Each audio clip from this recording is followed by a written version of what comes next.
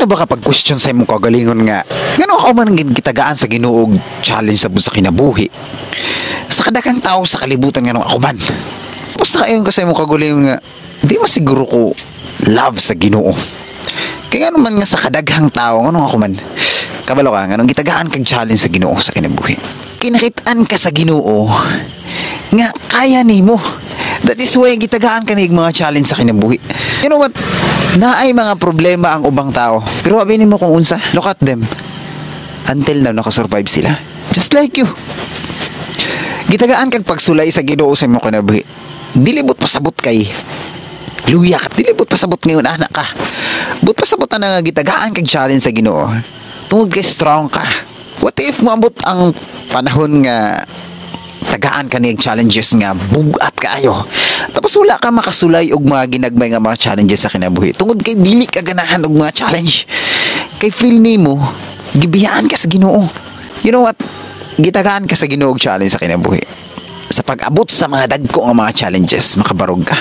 What if wala ka gitagaan sa Ginoo og mga challenges nga ginagmay tungod kay reklamador ka, sige dili ka na lang tagaan kay sige magreklamo dili na lang katagaan. Pero what if mo abot ang point nga ihatag niya ang dagko nga mga pagsulay?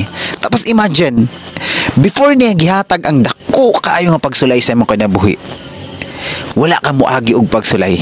Do you think makabarog ka? Dili, di ba hugmak dayon ka? Ano mga rason nga gitry ka niya? Kay kung moabot gani ang mga dagko nga mga challenges, moabot gani ang mga dagko nga mga pagsulay, makabarog ka. Ingon na nakakalove sa Ginoo. Sanglit tayo paggunahon na nga gitagaan na pag challenge na po sa Ginoo kung saan na po gaani sitib lang di ba para makaingon ka sa imo kaugalingon nga pinalangga di ko sa Ginoo. Tanawa ang uban na ko'y nakitaan nga video sa Facebook usa siya kabata nga gamay tapos gipangutana siya sa katao nga wala ka ba mag-question sa Ginoo nga nung gitagaan kag cancer. Sabi mo ang tubag sa usa ka bata nga to siya. Gitagaan ko sa Ginoo og cancer. Tungod kay kabalo ang Ginoo. Nga strong ko. Kay kung ang cancer nga naa sa ako ug ihatag niya sa laing tao, basin dili sila kabarog. Just like you. Gitagaan ang pagsulay sa Ginoo tungod kay kabalo ang Ginoo nga makabarog ka. Kay kung ihatag na niya nga mga challenges sa uban, basin dili sila kabarog. Manong pagpasalamat sa Ginoo, be thankful sa imong kinabuhi nga gitagaan kag pagsulay sa Ginoo.